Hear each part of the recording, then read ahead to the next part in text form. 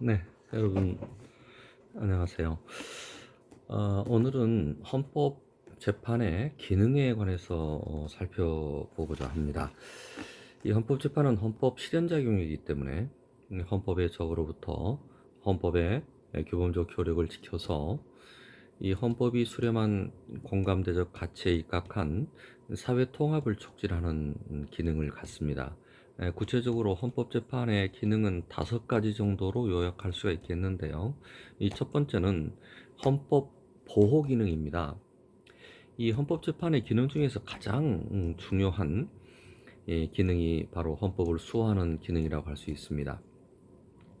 헌법의 실현에 방해가 되는 헌법의 적은 국가 권력일 수도 있지만 개인이나 단체 또는 정당일 수도 있기 때문에 헌법재판은 이 모든 잠재적인 헌법의 적으로부터 헌법을 보호하는 기능을 합니다. 연방국가적 쟁의, 권한쟁의, 탄핵심판, 규범통제, 헌법소원 등이 국가 권력으로부터 헌법을 보호하기 위한 제도라면, 기본권 실효제도와 위헌정당 해산제도는 비국가 권력으로부터 헌법을 지키는 기능을 합니다. 특히 국민의 이름을 빙자한 헌법 침해적 정치 행태나 민주적 정당성을 내세운 권력의 남용 내지 악용으로부터 헌법을 보호하는 것은 이 헌법에 의해서 형성된 정치 공동체의 존립을 위한 필수적인 전제 조건이라고 할 수가 있습니다. 두 번째 기능은 헌법의 유권적 해석 기능인데요. 이 헌법재판은 직접적인 헌법 문제에 관한 분쟁을 유권적으로 해결하는 이 헌법 해석 기능을 합니다. 다른 국가기관도 국가 작용에 앞서 나름대로 헌법 해석을 하지만 헌법재판은 헌법 해석기관의 다원성 때문에 발생하는 헌법 해석의 혼선을 정리하는 유권적인 헌법 해석 기능을 합니다. 따라서 헌법 재판기관의 헌법 해석에 대한 비판은 가능하지만 그 해석은 반드시 존중해야 합니다. 헌법재판에서 행해진 헌법 해석의 내용에 대해서 분명한 논거를 바탕으로 비판을 하는 것과 헌법 해석의 한계를 벗어났다고 헌법 해석의 권능을 부인하는 것은 다릅니다. 이 헌법재판기관은 유권적인 헌법 해석기관이기 때문에 헌법 해석의 한계를 벗어났다고 그 헌법적 권능을 부인할 수는 없습니다. 그 반면에 헌법재판의 기속성과 수용력은 결국 헌법 해석의 설득력에서 나온다고 보아야 하기 때문에 이 헌법 해석을 할 때 되도록 비판의 여지를 남기지 않는 정치한 논쟁을 펴는 것은 헌법재판의 권위와 실효성을 높이는 일입니다. 유권적 헌법 해석 기능을 전문가에게 맡겨야 되는 이유도 그 때문이죠. 세 번째 그 헌법의 기능, 재판의 기능은 기능적 권력 통제 기능인데요. 헌법재판은 고전적 상권 분립의 원리에 따라서 국가 권력을 입법, 행정, 사법권으로 나누어서 각각 다른 국가기관에 맡기는 국가 권력의 조직적 구조적인 분리만으로 기대했던 권력 통제의 효과가 나타나지 않는 시대 상황의 변화에 대응해서 국가 권력을 기능적 효율적으로 통제하는 기능을 합니다. 특히 정당 정치의 발달과 정당 국가 현상으로 인해서 입법권과 행정권이 융화되어 상호 균형의 역할을 하지 못하고 야당의 여당에 대한 정치 통제적 역할도 제구시를 못하는 정치 풍토 속에서는 국가 권력의 악용과 남용에 의한 헌법적 가치의 침해를 방지할 수 있는 마지막 제도적 장치가 바로 헌법재판입니다. 헌법재판을 제4의 국가작용으로 인식하는 이유도 이 때문이죠. 따라서 헌법재판이 명실공히 기능적인 권력 통제 장치로 작용하기 위해서는 헌법재판기관의 독립성이 강하게 보장되는 것이 필수적입니다. 헌법재판기관의 독립성과 헌법재판의 의한 기능적 권력 통제의 효율성은 상호 정비례 관계에 있습니다. 네 번째 헌법재판의 기능, 기본권 보호 기능인데요. 헌법재판은 국민의 기본권을 보호하는 마지막 보루의 기능을 합니다. 위헌 법률의 제정과 위헌 위법한 행정작용에 의한 기본권 침해를 비롯해서 법원이 기본권의 파급 효과를 무시하는 잘못된 법 적용으로 기본권을 침해하는 경우, 헌법이 보장하는 기본권의 직접적 효력을 담보하는 마지막 제도적인 장치가 헌법재판입니다. 따라서 헌법재판은 법리상 입법, 행정, 사법 등 모든 공권력 작용에 의한 기본권 침해를 최종적으로 구제하는 기능을 하게 됩니다. 규범통제제도와 헌법소원제도가 가장 핵심적인 기본권 보호를 위한 헌법재판 제도라고 할 수 있겠습니다.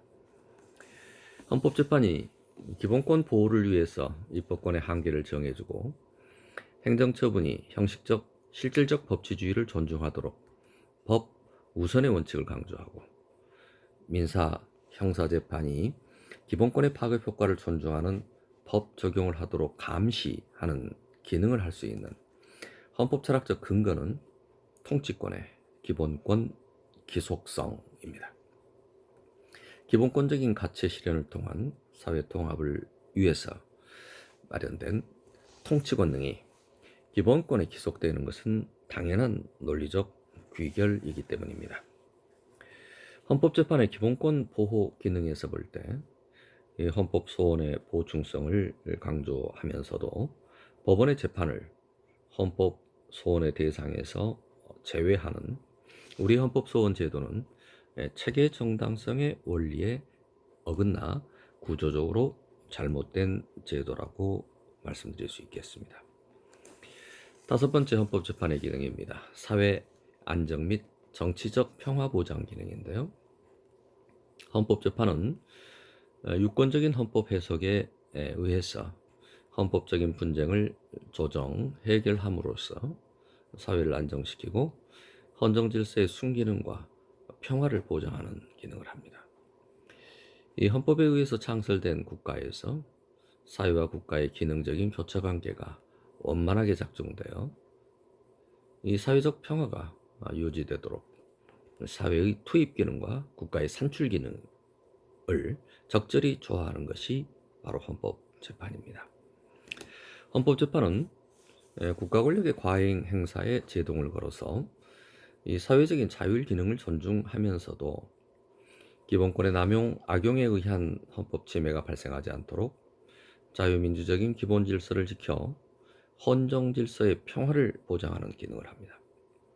나아가 헌법에 의해 마련된 통치 구조의 틀 속에서 각 통치기관이 주어진 권능을 원활하게 행사할 수 있도록 이 통치기관 상호 간의 권한 다툼을 원만하게 해결하고 연방 국가적인 구조 속에서 연방과 지방이 각각 통합과 자립 기능을 유지해 나가도록 조절하는 것은 통치 질서의 안정과 평화를 담보하는 중요한 헌법 재판 기능입니다.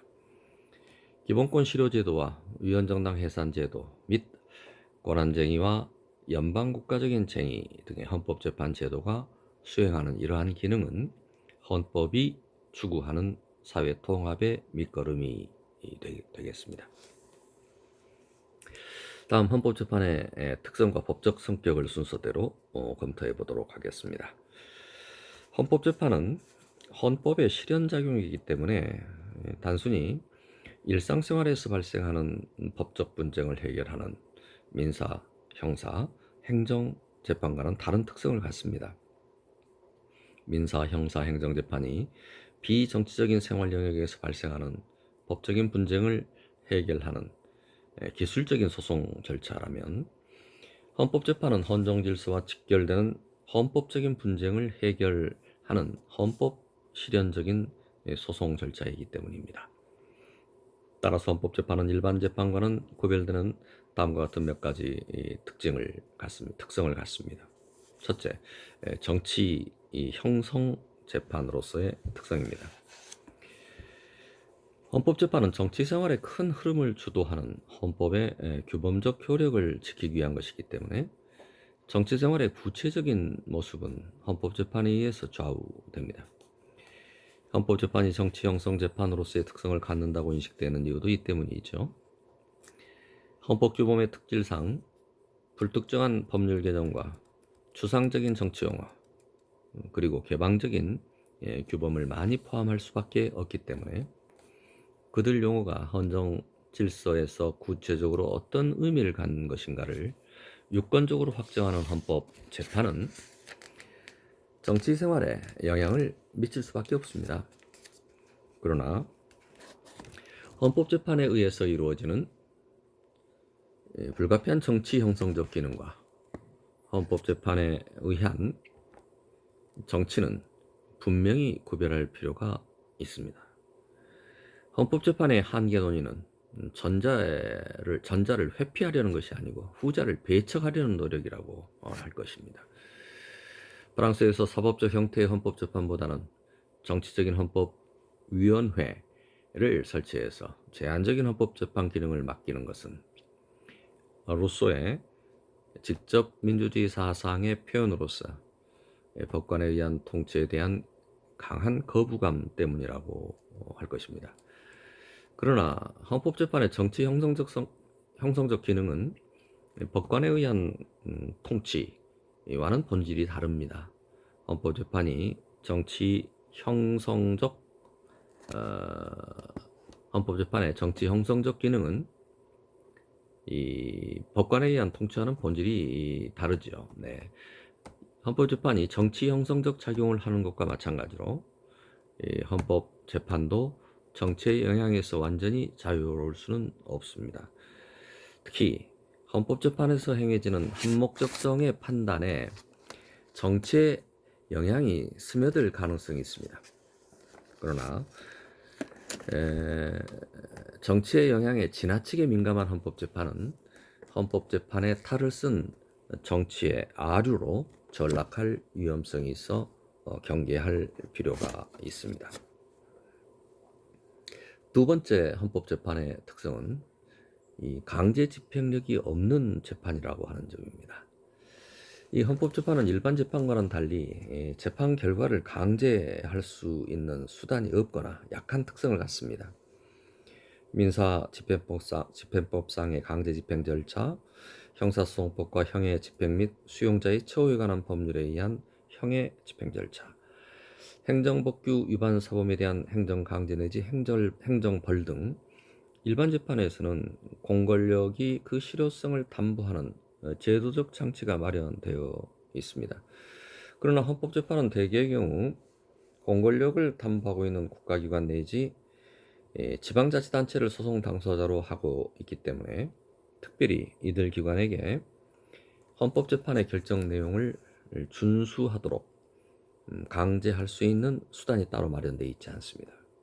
물론 독일 연방헌법재판소법처럼 연방헌법재판소가 판결로 강제집행기관과 강제집행 방법 등을 선고할 수 있도록 규정하는 방법도 입법론적으로는 고려할 수 있겠지만 그러한 선고만으로는 헌법재판의 내용이 당연히 강제 집행되는 것은 아닙니다. 관련 국가기관의 자발적인 협조 의지가 전제되지 않고서는 헌법재판의 강제 집행은 성립하기 어렵기 때문입니다. 헌법재판소가 법률 조항에 대해서 헌법 불합치 결정을 하고 입법 개선의 시한을 정해준다고 하더라도 입법부가 따르지 않으면 따로 강제할 방법이 없습니다. 또 헌법재판소가 검사의 불기소 처분을 취소하고 기소 취지의 결정을 해도 검찰이 또다시 불기소 처분을 반복하는 경우도 마찬가지였습니다. 헌법재판의 이러한 특성 때문에 헌법재판의 실효성은 궁극적으로는 공권력을 행사하는 국가기관의 헌법 준수 의지에 달려 있다고 볼 수 있습니다. 그런데 모든 국가기관이 헌법재판 내용을 수용해서 헌법재판에 따르도록 하는 데는 국민의 감시와 역할이 중요합니다. 국민이 헌법의 의지를 발휘해서 헌법재판의 내용을 무시하려는 국가기관에 대해서 준엄한 비판을 가함으로써 수용을 촉구하도록 강제할 수 있기 때문입니다. 세 번째 특성은 사회통합재판으로서의 특성입니다. 헌법재판은 일상생활의 분쟁 해결과 공공의 안녕질서 유지를 목적으로 하는 기술적인 일반 재판과는 달라서 헌법적 가치를 실현함으로써 사회 공동체가 정치적으로 통합되도록 촉진하는 재판으로서의 특징을 갖습니다.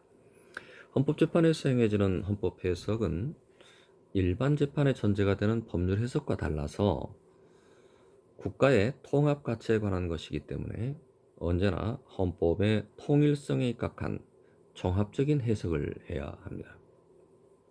법률 해석과 헌법 해석의 방법이 같을 수 없는 이유이지요. 이 법률 해석이 인간의 말초 신경에 관련된 것이라면 헌법 해석은 인간의 중추 신경에 영향을 미치는 것이기 때문에 전체 신경계통의 원활한 기능을 고려한 신중한 접근이 필요합니다. 이처럼 특유한 헌법 해석을 통해서 이루어지는 헌법재판은 헌법적 분쟁으로 표출된 정치 공동체의 불협화음을 해소시켜 공동체를 다시 하나로 통합하도록 유도하는 기능을 하기 때문에 이 사회 통합의 촉매적 역할을 하게 됩니다. 헌법재판의 사회 안정과 정치적 평화 보장 기능이 바로 그것이 되겠습니다. 네, 지금부터는 헌법재판의 법적 성격에 관해서 검토를 해보겠습니다. 일반 재판과 다른 특성을 갖는 헌법재판의 법적 성격을 어떻게 평가할 것인지에 대해서는 여러 가지 견해가 있습니다. 사법작용설, 정치작용설, 정치적 사법작용설, 입법작용설, 제4의 국가작용설도 있는데 먼저 사법작용설부터 살펴보겠습니다. 헌법재판은 다른 재판과 똑같이 사법작용이라고 주장하는 입장입니다. 헌법과 법률을 같은 법규범위라고 보고 헌법 해석과 법률 해석을 구별할 이유가 없다고 인식하는 법 실증주의의 관점에서 볼 때 헌법재판도 다른 재판과 마찬가지로 법 인식작용을 본질로 하는 사법작용에 속하는 것입니다. 이 사법작용설의 논리 형식에 따르면 헌법재판과 일반 재판을 특별히 구별할 이유가 없기 때문에 헌법재판도 일반 법원에 맡기는 것이 가장 바람직하게 됩니다. 두 번째, 정치작용설인데요. 이 헌법재판은 사법작용이 아닌 정치작용이라고 이해하는 입장입니다. 헌법을 정치적 결단이라고 이해하는 결단주의적 관점에서는 헌법적인 분쟁은 본질적으로 법적인 분쟁이라기보다는 정치적인 분쟁의 성격이 강하기 때문에 헌법적인 분쟁을 해결하는 헌법재판은 정치작용의 성격을 갖는다고 주장을 합니다. 이 헌법재판이 설령 사법적 형태로 이루어진다고 하더라도 그것은 이 사법작용이 아니라 사법적 형태의 정치적 결단에 불과하다는 것이죠.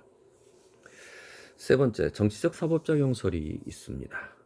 이 사법작용설과 정치작용설을 절충해서 헌법재판을 정치적 사법작용이라고 이해하는 입장인데요.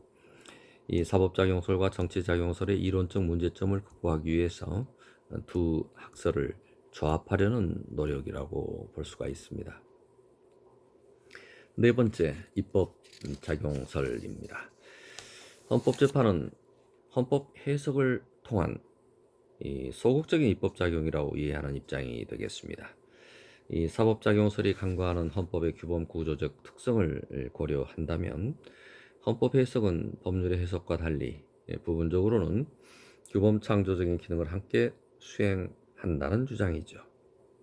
즉 추상적이고 불특정한 헌법 규범의 내용을 구체적이고 특정한 개념으로 확정해서 지속력을 부여한다는 것은 단순히 법 인식이 아니라 소극적인 입법 기능에 해당한다는 것입니다.